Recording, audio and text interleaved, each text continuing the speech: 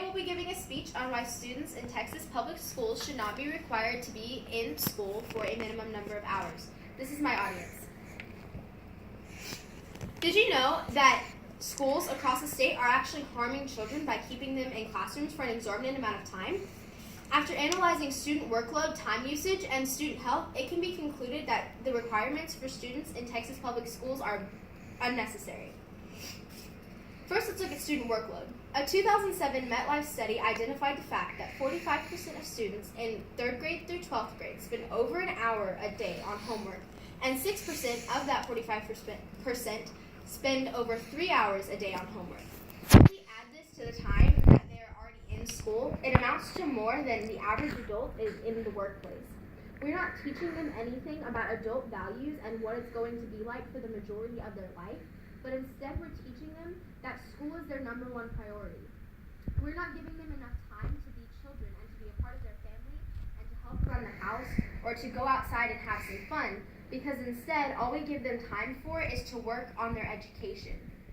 This is not helpful to what the goal for schools is, and we really need to just figure out a way to shorten the time that they're spending on education, because we want to teach them how to be functioning adults and not just good at learning things. So we either need to remove homework or shorten the number of hours. And because homework has become such an integral part of our education system, it only makes sense to shorten the school hours, because a lot of the time that I'm spending in classrooms, I'm actually not even doing anything, only to go home and have tons of homework to do. We need to give them more time to go home and work on this homework, so that way they can be a part of their family, and that way they can, do things outside of just learning about quadratic equations and the parts of the cell. Time also isn't used very wisely, as I mentioned earlier.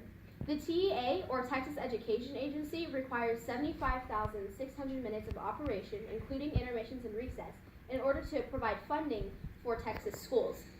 This means that legally, a school could spend 2 hours teaching and 5 hours watching movies. But as long as their students are meeting the required time and they're passing the test with not even necessarily good test scores, they're more eligible for funding than a school that may teach for 4 hours but have immaculate test scores. This is very flawed logic, and we need to start analyzing the education quality of the school and not just how long the kids are there. Additionally, the length of school is actually affecting student health. A National Public Radio article explains the story of Colleen Franey, who is experiencing breakdowns and having tons of anxiety from the stress that her honors classes in public school was putting on her. Whenever she became homeschooled, she was in those same honors classes, but her stress level was reduced immensely because of the less time-constricting homeschooling environment. She had more time to live her life and was spending less time sitting in a classroom doing nothing. Angela Hanscom, a therapist from Maryland, put herself in a situation similar to those that students experience in everyday classrooms. She described the 90 minutes that she was sitting down listening to a lecture as excruciating, and she began to fidget because she simply could not pay attention any longer. She is, like Jesse Stevens explains, the perfect example that a student should not be expected to sit in a classroom and focus for such a long period of time if an adult can't even do it. Todd Elder researched and discovered that 20% of students that are diagnosed with ADHD are actually misdiagnosed. This not only leads to them being unnecessarily medicated, which affects their health, but it wastes money. We need to start realizing that sometimes this link that kids are in school isn't actually helping them.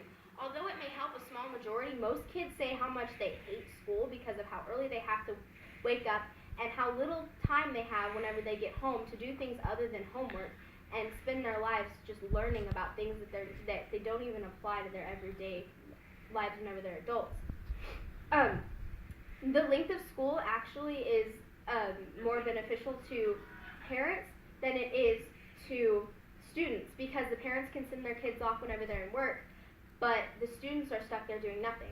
That makes it easy for the parents, but we really need to start prioritizing the students' health before we prioritize what's easiest for the parents. Overall, I believe we are just putting too much on our children and causing them to suffer unnecessarily, so we need to change something. After all, are we in it for the kids' benefit?